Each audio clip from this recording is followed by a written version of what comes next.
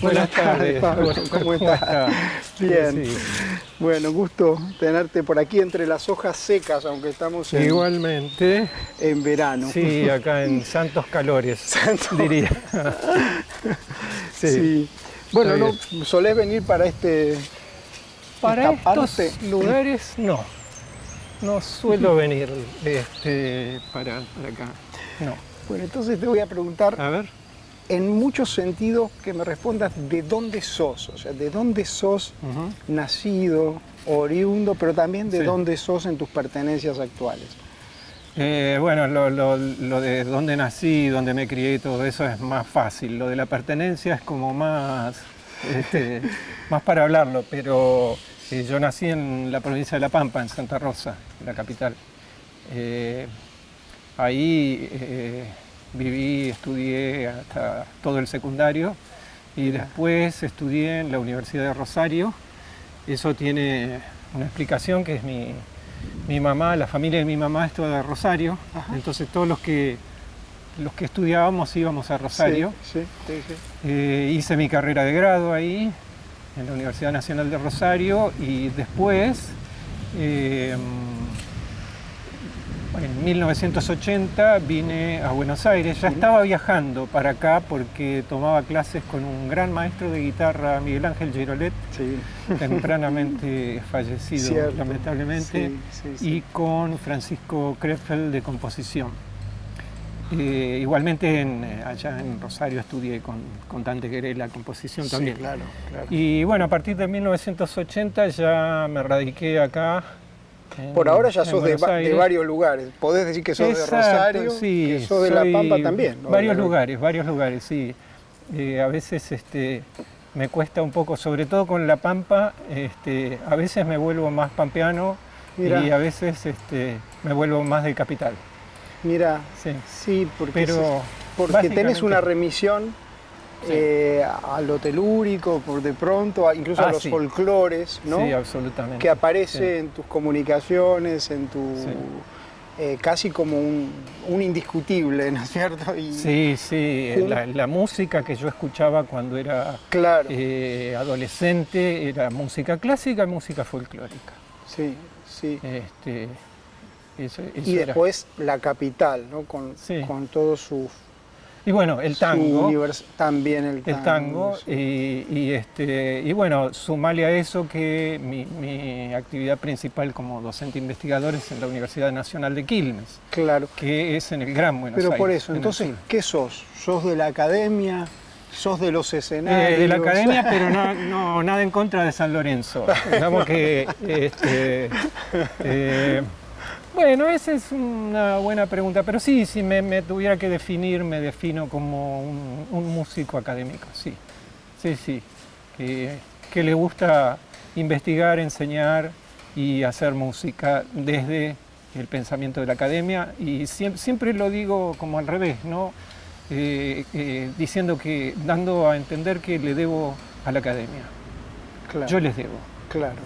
Le debo a. Sí. Bueno, recién tu relato daba cuenta de tu formación fundamentalmente, ¿no? De tu formación de grado, de tu formación en La Pampa y de las distintas etapas de tu formación académica, ¿no? Sí, después el doctorado lo hice en la Universidad de Rosario. Sí, y actualmente tenés doctorandos a tu cargo. Sí, diferentes partes. hago asistencia espiritual, anestesista, bueno, todo ese tipo de... Sí, bueno, ahí es donde seguramente vamos a tratar de hacer que digas un poco qué estás escuchando, ¿no? De tu propia experiencia sensible, de tu experiencia musical, lo que tenés en la mesa, lo que escuchás en tus acompañados, digamos. Claro. Nos preguntamos un poco a través tuyo, ¿no? En particular de esta persona que hizo ese trayecto desde Santa Rosa, que tiene todo ese camino tan rico, que nos pueda decir, bueno, ¿qué te está pasando hoy? ¿Qué te está pasando hoy con relación a esta actualidad de lo bello que... Si es que todavía se puede hablar de lo bello. Sí, se puede. Sí. Muy bien. Digo, Yo puedo. Muy Podría, bien. creo que podemos.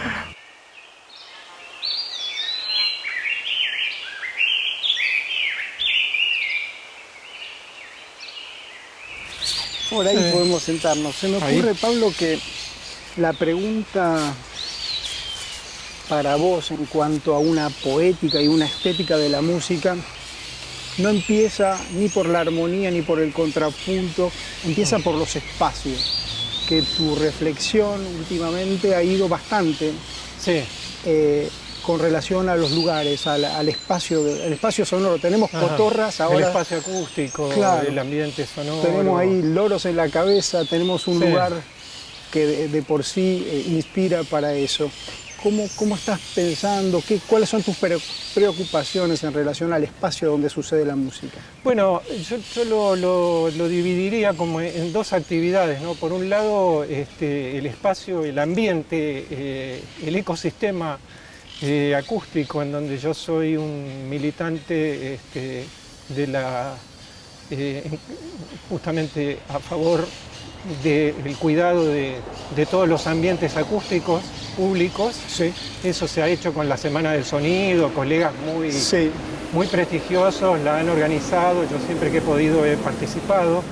Por un lado está eso, por el otro lado está lo otro que tiene que ver más bien con los espacios acústicos y su uso técnico para el diseño de salas, en donde siempre he interlocutado con colegas realmente muy competentes, Sí, como con ingenieros, digamos. Gustavo Basso, por ejemplo, Claro. que es uno de los especialistas. Sí. Competencias quizá en las ingenierías, pero Sí, pero requiriendo de tu especializado parte. más bien en acústica arquitectónica, Claro, ¿no? exacto, exacto. Andrea Farina, que es una arquitecta especializada también en acústica arquitectónica. Y bueno, hay mucho para desilvanar ahí Sí, sí. adentro, Sí, ¿no? Bueno, la conciencia, la experiencia acústica de lo público y también de lo privado individual hoy, ¿no? Sí. Con los dispositivos. Sí, totalmente. Y bueno, hay mucho por ese lado. En principio yo diría, creo que en algún otro momento vamos a hablar de electroacústica, pero Sí. mi interés y mi curiosidad, yo hago en general todas las cosas por curiosidad. Ajá. Este, Sí, yo te dije preocupación, pero cambiemos por curiosidad. Sí, curiosidad fue siempre. Es que justamente a la electroacústica le falta eso. Por eso es que se desarrolló tanto. Sí, Y bueno, a la vez la electroacústica y el desarrollo de dispositivos de audio, de amplificación, de Sí. distribución de sonido, Sí. todo, potenció mucho todo y permitió hacer cosas Sí. que en la actualidad, que en esa época nos parecían realmente de fantasía, Sí. ¿no? Como en la actualidad manejar una acústica, la acústica de un Sí. lugar, ¿no? sí, sí. Quizá eran tecnologías que excedían la capacidad hasta de reflexionar a la par, ¿no? En Sí, términos sí. creativos. Sí, realmente, y creo que todavía, bueno, vamos reflexionando sobre eso, Sí. vamos produciendo música, pensando y produciendo sonido, Sí. música. Ahora fíjate que sí. a la par que se desarrollan esas tecnologías para la escena musical, ¿no? La posibilidad de diseñar espacios donde el sonido se mueve de maneras controladas y habita esos lugares, esa arquitectura. Al mismo tiempo, pareciera que los públicos le tienen miedo a los espacios y se recluyen a la individualidad del pequeño audifonito en la oreja, que es el no espacio. Bueno, sí, no. A ver, los pequeños los auriculares nos proveen algo que es muy poderoso ahora, que es que justamente a través de inyectarnos sonidos en el canal auditivo y con Sí. los ajustes y los procesos adecuados, nosotros podemos escuchar un espacio en donde no estamos. Es verdad, sí, sí, es verdad. ¿Te acordás la simulación? La simulación sí, de las respuestas de transferencia de la cabeza, sí. Que es una técnica ya de larga data, pero que ha sido muy, muy potenciada y muy desarrollada. Ciertamente. Es la que justamente nos permite, por supuesto no es la audición ideal, no, pero nos permite en un estudio... Bueno, es una posibilidad creativa, o sea, recreativa en definitiva. Sí, sí. Claro, sí, no, sí. Y aparte, cuando uno trabaja en el estudio de su casa, no tenemos por lo general la oportunidad de tener un tremendo sistema de altoparlantes rodeándolo. Y una simulación binaural, si bien no es exactamente lo mismo, pero se acerca bastante bien. Sí. Y uno se crea en su cabeza un sistema ideal de reproducción, sí, que le permite, sí, tener imágenes aproximadas, sí, de cómo va a ser eso cuando se reproduzca en un, sí, sistema de parlantes. Ahora uno piensa en el espacio más abierto, ¿no? Y posible desde el punto de vista acústico y hasta visual. Sí. Piensa en la Pampa. Sí, también. ¿No es cierto? Sí, claro. La llanura pampeana, es decir, sí. ¿En qué medida tu búsqueda en este sentido podría remitir ahí a tus experiencias de vida que tuviste toda tu infancia, tu adolescencia, tu, sí, juventud allí? Bueno, uno recuerda siempre, ¿no? Todos recordamos estas experiencias acústicas, así, sobre todo el silencio del campo, el viento, acampar a la noche, sí, de adolescente éramos muy... Mi hermano, yo, otros amigos, sí, muy de salir en carpa, sí, acampar a la noche. Y eso queda grabado. Y también la experiencia de determinados entornos acústicos que son realmente muy curiosos, muy particulares y que no son propios del espacio abierto, ¿no? Del, claro, espacio así de la pampa, así del, sí, puro campo, sí, abierto. Sí. Como la acústica de los grandes recintos, sí, de las grandes catedrales, sí, la catedral, por ejemplo, la de La Plata. ¿Recordás sí, la de La Plata, que es un... la recuerdo muy especialmente. A esa. Bueno, también la acústica de la el cambio de ciudad mismo, ¿no? O sea, sí, llegar a una ciudad, problema, a sí, Rosario, es... Bueno, ¿cómo suenan las ciudades? Sí.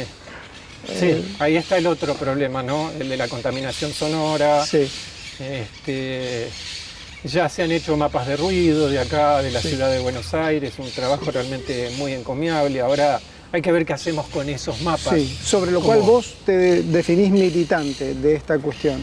Sí, una militancia que no es que salgo con pancartas a decir bajen el volumen de la música o las bocinas, pero entiendo que... articulando este tipo de elementos, ¿no? El mapa de ruido. Sí, cada vez que doy clase, cuando tengo que dar clase de acústica, de fisiología del aparato auditivo, me tomo un tiempo para hablarle a los estudiantes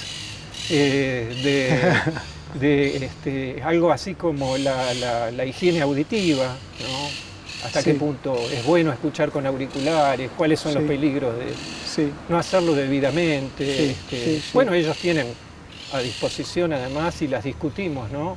A propósito de eso, que acá tenemos 3-4 nidos de cotorra, sí, importantes. Vamos a transitar hacia otro lugar. Vamos a un ambiente más menos amigable. Claro.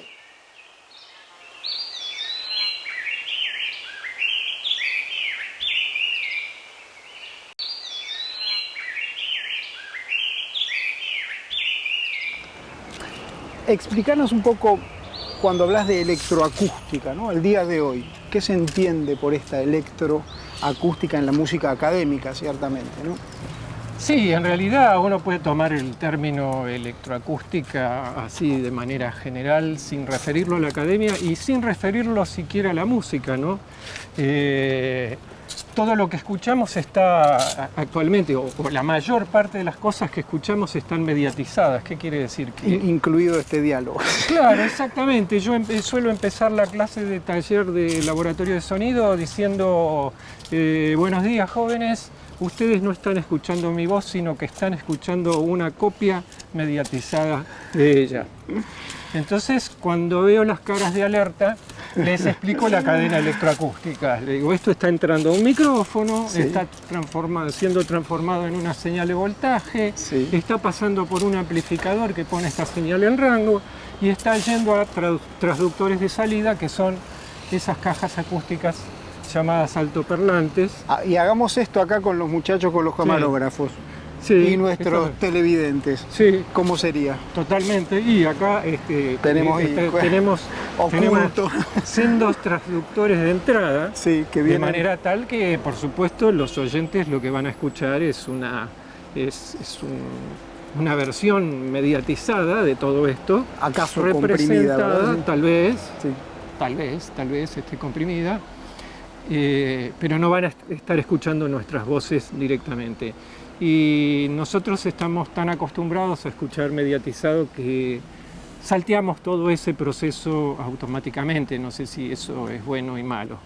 Ahora, en lo que hace a la música, Claro, la composición, la creación en musical. una época era muy claro, en la época en que surge la música electroacústica, aproximadamente en 1950, el estudio de Colonia, Sí. el Institut de Recherche en París, estaba claro, ¿no?, que hay un grupo de compositores, Claro. de músicos, que se dan cuenta que la electroacústica podía servir para hacer música, ¿no? Los del Groupe de Recherche, Para hacer nueva música. claro, para hacer, Para- sí, bueno, claro, para hacer algo Para ir que- descubriendo claro. sí, algún camino nuevo. Sí. Entonces, bueno, ahí surgen esas dos tendencias, ¿no? Una más recostada sobre la síntesis de sonidos, sobre crear sonidos con dispositivos electroacústicos. En ese momento eran aparatos controlados por voltaje, que ahora son tan preciados. Sí, Nosotros los sintetizadores analógicos. tardamos años en tratar de obtener un buen sonido digital y ahora Sí. ya nadie lo quiere. Bueno, o pocos lo quieren y Bueno. bueno, si aparecen estos aparatos vintage, Sí, sí, que sí. no, está todo muy bien. Cada cosa tiene su sonido, su forma de sonar particular. Sin duda, ¿no? sí, sí, sí. Ya algunos de los digitales primogénitos también ya son vintage, ¿no es cierto? Sí, claro, también. Sí, el sí. famoso DX7. DX7, de Yamaha y Sí, tantos. claro. Actualmente está todo tan en movimiento y tan mezclado que es más difícil decir. A veces cuando doy clase de composición con medios electroacústicos, les digo a los estudiantes, es difícil decir qué es lo idiosincrásico de la música electroacústica. Mirá, ¿no? mirá, ¿Qué es lo que hace que algo por la amplitud del marco, por sea, decirlo así. claro, Sí, sí, sí, qué es sí. lo que hace que algo sea electroacústico o no? Tenemos el diálogo de la sombra doble de Pierre Boulez, en donde él trabaja con grabaciones sin procesar del clarinete y con el clarinete, ¿no? Entonces alguien podría decir, bueno, pero esto es electroacústico. Bueno, esa es la pregunta que por ahí quería hacer, Claro, quería abrir, hacer sí, Boulez en sí, ese momento, sí. que tenía con Poner todo lo en- que se lo criticó, Poner tenía, en diálogo esa Sí. pregunta, sí, claramente. hubo otras obras, ¿no? En donde, Sí. bueno, uno se pregunta, ¿no? Sí. Si uno graba algo y lo reproduce tal así como lo grabó, ¿es Sí, sí. electroacústico? Yo no sé si o hace no? falta aclarar ya. Quizá No. todavía sí No, lo que- para enmarcar las convocatorias, ¿no? Sí, las convocatorias bueno, a cuando uno tiene que- conciertos de... cuando uno tiene que estar en un jurado, y tiene que, o de proyectos o de obras o Sí, de lo sí. que sea, puede surgir alguna duda. Pero son las mismas dudas que tienen también en los salones de pintura. Si Sí, hay algo sí. que es pintura o no, si tiene que ser pintura de caballete o no. Y esa pregunta muchas veces me surge también, yo creo que no tiene respuesta, en todo caso tiene una respuesta individual, ¿no? Sí, sí. Cuando cuando me propongo hacer música mixta, que es la que más me atrae. Claro, claro. Composiciones con instrumentos y con electroacústica. Bueno, ahora vamos a ver un poco qué tenés ahora en la mesa, ¿eh? Bueno. Que de eso un poco se trata, en el fondo, nuestro interés en que nos vengas a visitar. A ver qué hay ahí en la vamos mesa. Un poco más para arriba. Sí. Porque no es sin esfuerzo esto. No, claro, está bien, está bien. Vamos a aprovechar para que nos digas qué tenés en la mesa, en este momento, estas últimas semanas, meses. Sí, en la mesa, como compositor, que es difícil desligar, en general no se desliga mi actividad de compositor con la de investigador. Tengo, bueno, ya está compuesta la obra para violonchelo y electroacústica que hice con una residencia en el Centro Mexicano para la Música y las Artes Sonoras, en Morelia, México, con una subvención de la Fundación Ibermúsicas. Un proyecto ambicioso, yo creo que salió bien, aunque cada vez que la vuelvo a escuchar me da ganas de hacerle un toquecito, pero bueno. Cosa que permite. Sí, pero por supuesto. Esa es la gracia, digamos. Por supuesto, por supuesto. Si todos los grandes compositores lo han hecho sin asco, ¿por qué no lo vamos a hacer nosotros? Reediciones. Sí, y la obra esa... ¿Cómo es ese planteo? Bueno, ahí hablábamos del espacio, ¿no? Tiene su inspiración en justamente el espacio pensado como entorno acústico, más que como localización. Viste que uno tiende a pensar, bueno, ¿en dónde están las fuentes sonoras? Claro, eso es localización. Claro. ¿Que se mueven o no se mueven? Algo que yo te decía por allá abajo. Claro, sí. En algunas propiedades de la fuente sonora, mayormente el ancho, ¿no? Es lo mismo escuchar un tren de cerca o una orquesta sinfónica de cerca que escucharla a 100 metros. Ocurre una cosa parecida a la de la perspectiva visual. Y después está lo que le da el entorno a los sonidos, que eso es, para la acústica de salas es todo, ¿no? Es la huella digital. Entonces en esta obra hay un antecedente importante que yo cito, que es el de Albin Lucier, que se llama una obra que se llama electroacústica, que se llama I Am Sitting in a Room. ¿Sí? Donde él juega justamente con eso, con el efecto de reverberación, tergiversándolo y haciéndole guiños al oyente y transformando aquello que tendría que ser una aureola del directo, que es lo más importante. Nosotros estamos preparados, nuestro sistema auditivo está preparado para prestarle atención al directo. Por la impronta visual de nuestra captividad. Claro. Bueno, aquí estamos en una especie de... en un recinto muy reverberante y tu composición, si fuera en este caso, tendería a ocultar o disimular nuestras presencias físicas, por decirlo así, para crear una experiencia de sonido menos referible a fuentes concretas. Sí, trato en la composición de explorar en la interacción entre la electroacústica y el instrumento las características, la respuesta de recintos, pero como material musical en sí mismo.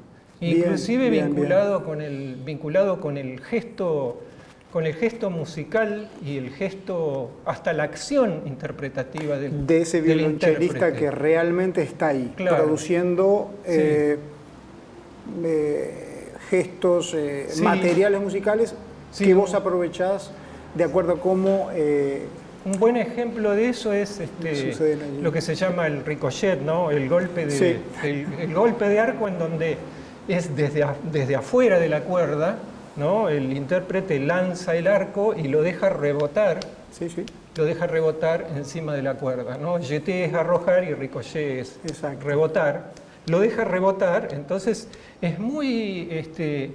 es una acción que hasta físicamente es muy parecida a lo que ocurre en un recinto, justamente porque los rebotes del sonido directo se van haciendo cada vez más frecuentes, como ocurre cuando uno lanza una bola de billar en la mesa, y se van reduciendo en intensidad. Entonces ese y eso te genera un gesto musical. Claro, pero a vos te resulta, por lo que produce desde el punto de vista sensible, sonoro, o te interesa el efecto psíquico también, teatral, dramático, que eso puede implicar? En realidad me interesa todo, pero el efecto dramático va a ser más difícil de lograr, porque yo lo tomé más que nada como que eso, que no es lo único que está en la obra, pero nos centramos en eso ahora, me daba como el material gestual, musical,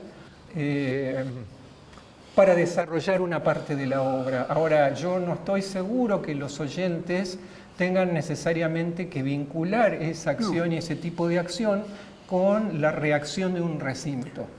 No, pero en todo caso la pregunta va como artista. Sí. Vos en este momento tenés necesidad de producir un teatro del ánimo de las personas, o estás haciendo una composición en orden sensible, pictórico, puramente sonoro. Sí, para mí son dos momentos. Es decir, hay un momento en donde yo, si bien reconozco el pasado que tengo, te estaba hablando de Alvin Lucier, como podría citar a otro colega, Pablo Zeta, por ejemplo, que también trabajó con la estructura temporal de los ecos tempranos en una obra. Yo reconozco todo ese pasado, pero a la hora de ponerme a componer me cierro y no quiero escuchar a nadie. Y a la hora llega un momento en que la obra está completa, y entonces es cuando se toca, y es allí en donde para mí, yo por lo menos agacho la cabeza con humildad y digo, yo ya no tengo nada más que decir. Ahora escucho... También entonces ahí las preguntas sobran. Escucho lo que me dicen los colegas, lo que me dicen, lo que me dice la gente que no es especializada. Muy bien, muy bien. En fin. Vamos a continuar un poco la caminata. Sí. Así que es un momento como para... Sí. Un momento como para no escuchar a nadie y otro momento como para escuchar. Sí, y para tampoco tener que estarle respondiendo a nadie respecto ni de las intenciones, ni de la...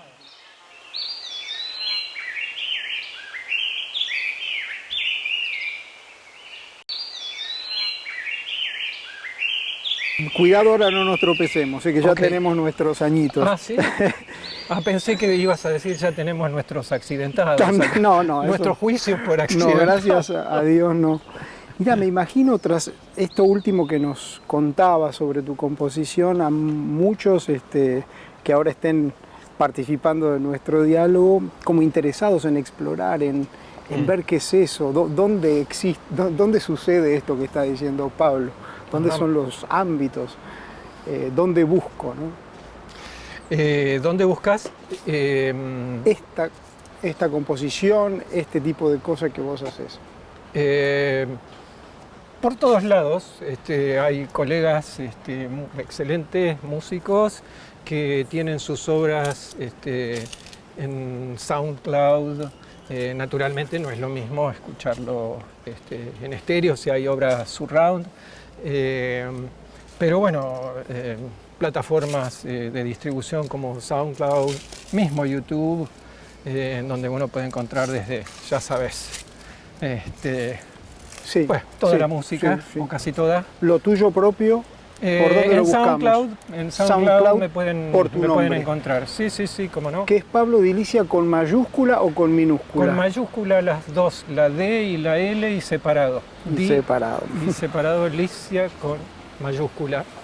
Lo que pasa es que a veces por cosas de las plataformas hay que poner un nombre abreviado o hay que poner todo junto, entonces aparece todo junto, aparece a veces con minúscula, pero el apellido tal como es así. De tus composiciones, ¿cuál te gustaría a vos que fuese como inaugural para una persona que todavía no te ha conocido?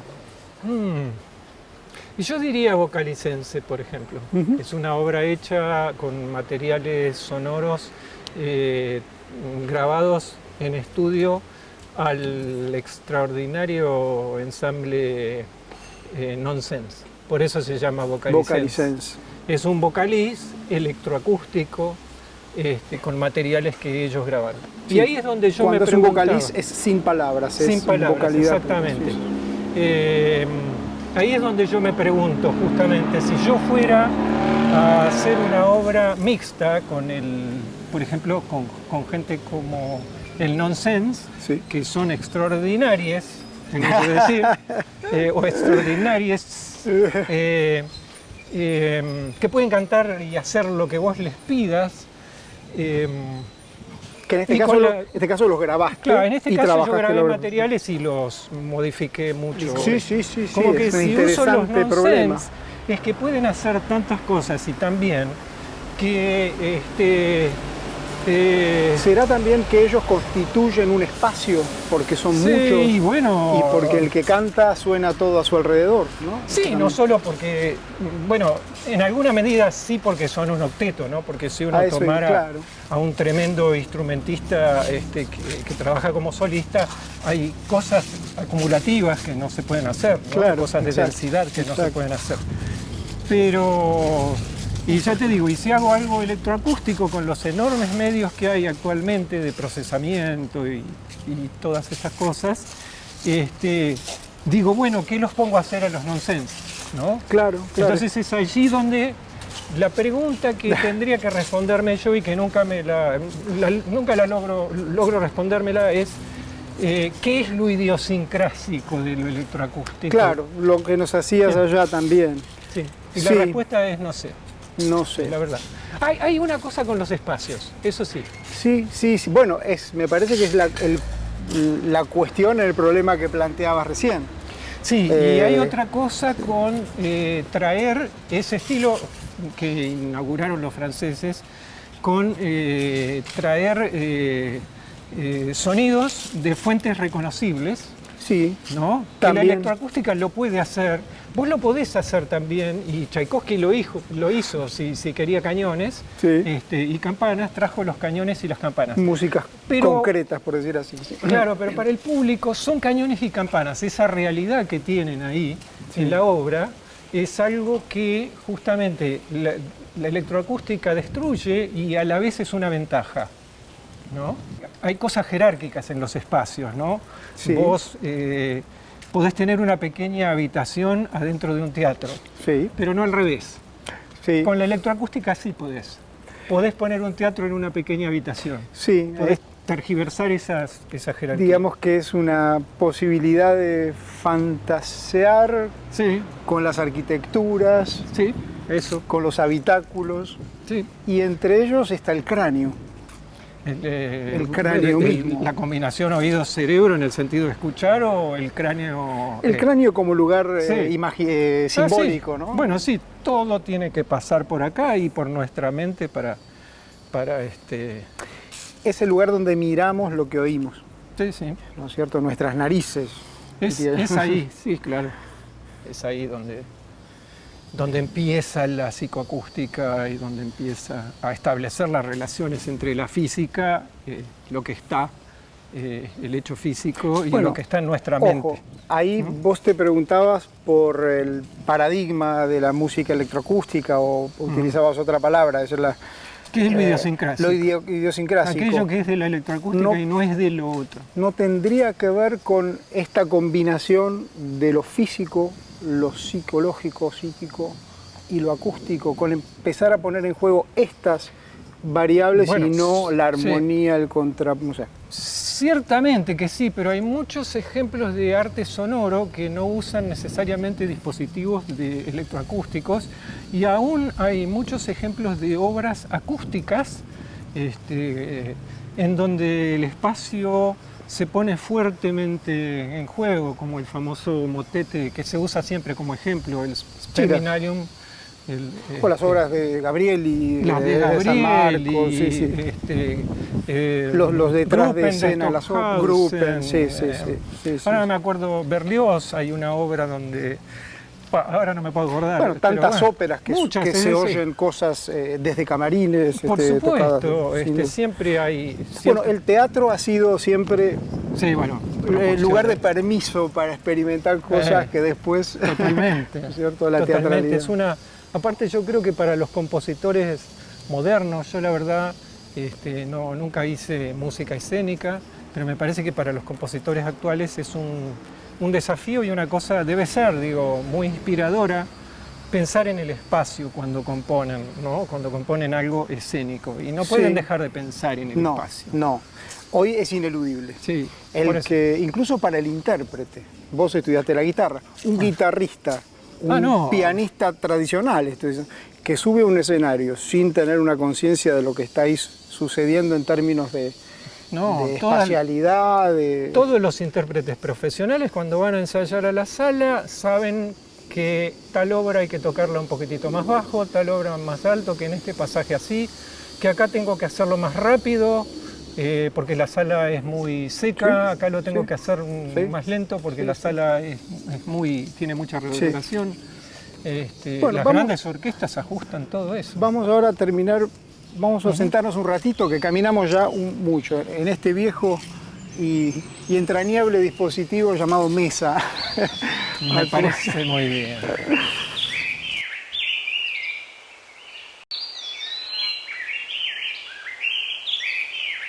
Bueno, Pablo, te agradezco muchísimo esta oportunidad de este diálogo que se nos hace extenso y rico a la vez. Lo dijimos al pasar y yo sé que para vos, como lo es para todos los guitarristas, en particular, y para los músicos en general, tus maestros tienen que haber sido, mencionamos allí, 2, 3 al pasar, pero quizá quieras poner unas líneas respecto de algunos de tus maestros más importantes. Sí, de todos aprendí algo. La verdad, todos me dejaron algo. Yo suelo recordar muy especialmente, además, por supuesto, de Dante Grela y Francisco Krefeld, mis 2 maestros de composición, además de Juan Di Lorenzo y Miguel Ángel Girolet, mis maestros de guitarra, los que me enseñaron en La Pampa, también. Por supuesto. Yo tuve un profesor de armonía y contrapunto, Delfino Nemesio, cuando tenía 15 años, que me decía, pero nene, si no lo haces con una sola voz, ¿cómo lo vas a poder hacer con 2? ¿No? Bueno, ¿Y qué tratado se usaba? El de Torre Bertucci, por supuesto. Edición Ricordi. Sí, absolutamente, Torre Bertucci a muerte. Pero recuerdo muy especialmente a un gran poeta que falleció hace poco y pintor, más recordado como poeta, que es Hugo Padelletti. Imaginaba que ibas a mencionar a Hugo, Hugo de Rosario. Sí, ¿no? De Rosario, claro, y en la universidad, en la carrera en que yo cursaba, enseñaba una materia que se llamaba Integración Cultural. Mirá qué título, horrible. Bueno, qué gusto que lo menciones, porque que tuve oportunidad de conocerlo aquí. ¿Lo conociste? Sí, aquí en su casa. Una persona encantadora, aparte. Y la verdad que una de las cosas que yo recuerdo más y que agradezco más de él, bueno, primero él nos hizo pintar, nos hacía pintar, nos hacía llevar acuarelas y era como integración de las artes, digamos. Sí, nos hacía No, que mirar, no solamente mirar pintura, los materiales, acuarela y papel canson y empiecen a darle. Y Hugo, yo siempre leí mucha poesía, fui un lector en otra época de prosa también, ahora ya no leo tanta prosa, pero siempre muy lector de poesía y lo que yo recuerdo de él es cómo él nos enseñó a leer a los grandes poetas. Claro, a Wallace Stevens, a Thomas Stearns. Sí, él tenía sus referencias elegidas. No totalmente. William Butler Yeats, dentro de los que yo recuerdo. A quienes traducía, sobre todo, ¿no? del francés. Buscaba ediciones bilingües, buscábamos. Pero la verdad yo recuerdo y reconozco muy especialmente. Qué interesante, qué lindo que lo traigas. Pero la verdad, si yo pienso en todos los profesores y las profesoras que tuve durante ese periodo de formación, la verdad es que siempre tengo que agradecerle algo a alguna o alguno de ellos. Sí, pero lo pusiste a Hugo Padelletti, ¿no? Que, bueno, está toda su poesía, para el que no lo conozca, Sí, en el Andariego, también. ¿no? Es su compilación última Sí. de toda su poesía, Sí. bajo ese título del Andariego, y me llama la atención que traigas un poeta, pero y de Rosario, así que Sí. ese tiempo que he vivido en Rosario, en tu formación, en tu, digamos, tu juventud, que fue un tiempo especial de la historia argentina también, ¿no? Y sí, imagínate que, a ver, yo me recibí en 1980, yo empecé en 1975, plena Claro, dictadura, en Rosario, en claro. Rosario, plena dictadura militar. Y la verdad es que el ambiente era opresivo. A mí no me tocó nada directamente, sí indirectamente Sí. vi, mejor dicho, no, dejé de ver determinada gente, Claro, que después claro. afortunadamente la volví a ver después qué de algunos años, que me contó por lo que había pasado. Claro, claro. Pero el ambiente en sí mismo era opresivo. Imagínate, yo tengo una hermana que estudiaba ciencias políticas, por ejemplo, y bueno, Allí también en la Rosario. bibliografía, claro. Sí. Imagínate, la bibliografía para ciencias políticas. Sí. En música no sé si habrán entendido tanto, ¿no? Yo en música veía directores interinos que iban y venían de Claro, pronto, claro, gente claro. que aparecía en cargos que no se sabía muy bien de dónde habían salido. Claro, claro. Llamarle servicios por ahí, no sé si es demasiado directa la Claro, sí, la sí. alusión. Qué Pero, experiencia aquella sí. de haberla transitado y ser un poco Sí. como producto de todos Sí. esos años, ¿no? Y Quiero estar- aclarar que esto no para nada estoy haciendo alusión a todos los excelentes docentes que yo tuve. No tenían nada que ver No. Pero eso. era transitar Sí. esa situación opresiva, decís vos. Sí. en El medio de- ambiente era opresivo En y lo- uno sentía que por ser joven y estudiante ya era Sí. Y sospechoso. curioso. Claro, Vos decís, claro. curioso, ¿no? Sí. También hay que tener memoria que recién, digamos, el acceso a la bibliografía, el acceso a las grabaciones de la música contemporánea, esto dificilísimo. ahora más o menos Sí. fluye. Sí, Pero dificilísimo. ya cuando yo estudiaba, el que traía una partitura o un disco, no sé, Stockhausen, lo que fuera, era como que todos los colegas... Claro, todo a fotocopiar. A fotocopiar y, claro. Sí, bueno, porque las ediciones, mismo después cuando yo terminé en 1980, cuando vengo a Buenos Aires, que estaba Record y había otras casas que vendían algunas partituras, Sí. y uno iba a averiguar, ¿no? Sí. Bueno, cuánto costaba, qué sé yo, una obra de... la partitura de una obra de Anton Sí. Weber, Pero editada por Universal. era la que había. Sí, No era la que había uno, mirar la batea uno y quisiera. ver que- Bueno, no, claro. bueno, está bien. Sí. Como... Y el vendedor o la vendedora me miraban con una cara como diciendo, verdaderamente usted quiere saber lo que cuesta. No, porque este Porque tema no- del acceso, ¿no? Sí. a la información, que ahora, bueno, ciertamente Sí. es más fluido, Mira, sí. también incide mucho, ¿no? la experiencia de estudio.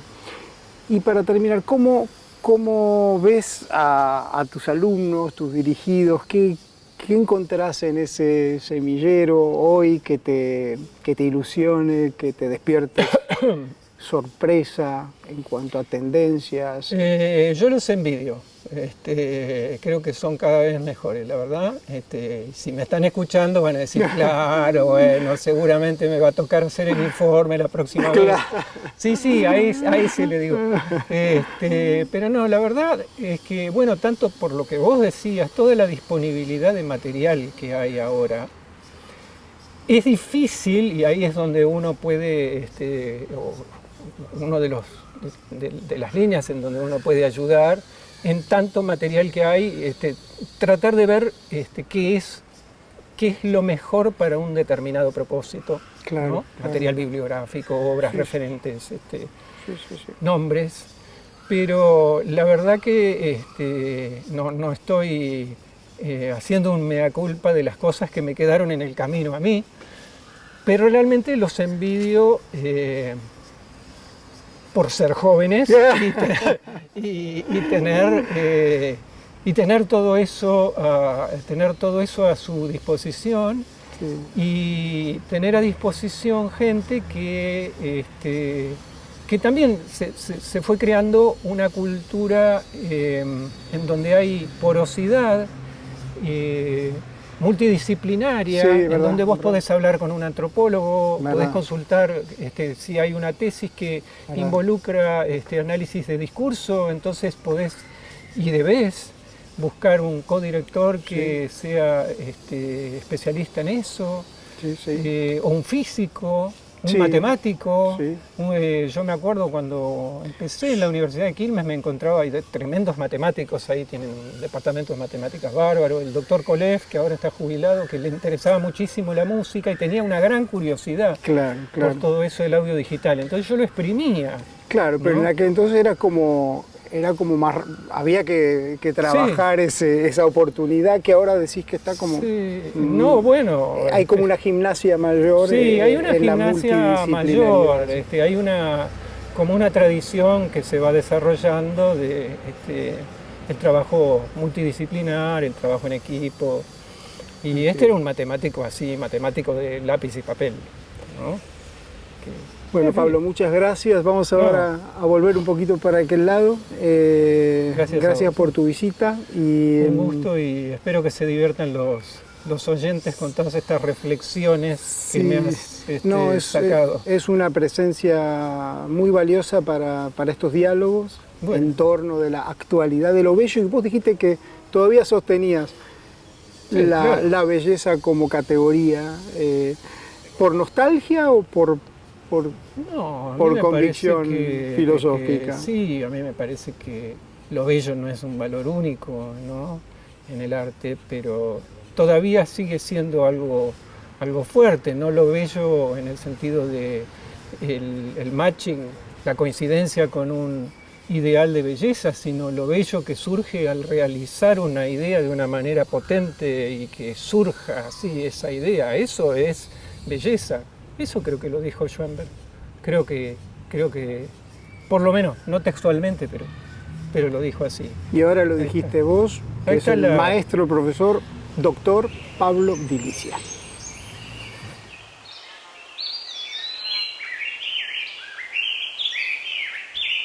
Siempre me acuerdo de Gerardo Gandini, que era maestro mío. Él contaba lo mal que la pasaba escribiendo, sufría, o sea, escribía con pena, ¿no?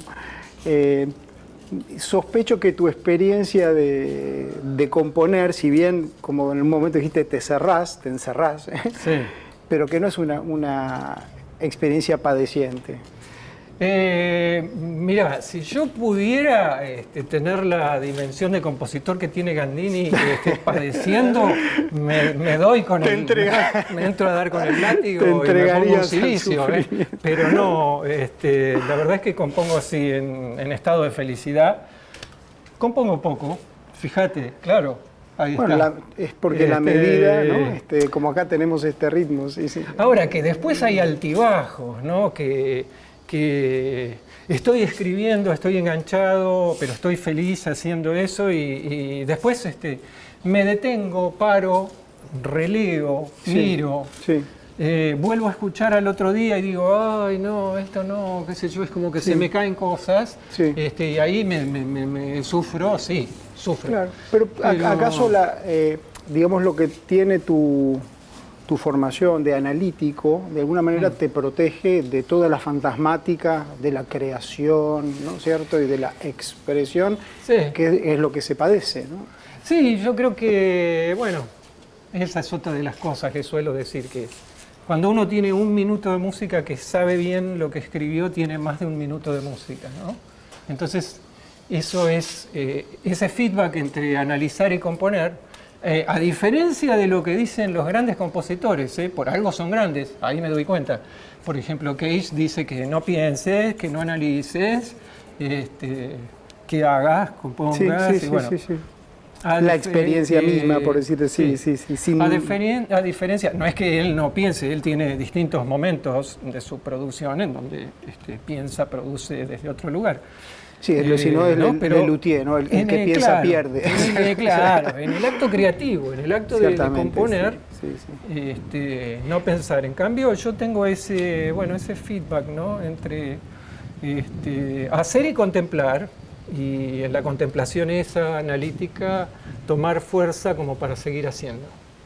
Está muy bien, muy interesante, porque esta asociación, ¿no? De la tranquilidad que da poder tener la composición ahí para poderla, ¿no? Contemplar. Sí, tenés como una especie de semilla ahí, ¿no? Sí. Que vos decís, bueno, ahora está en mí, si sé lo que hay ahí, qué es lo que puede salir de ahí, ¿no? Sí. Y eso es lo que, cuando doy clase de composición, es otra de las máximas. Sí. De manera que tu composición es simiente, es en potencia, por decir así. Es así, ¿no? Como que va habiendo una realimentación. Bueno, te invito finalmente a pasar al lugar prohibido, porque acá hay una reja que yo sé que te va a interesar.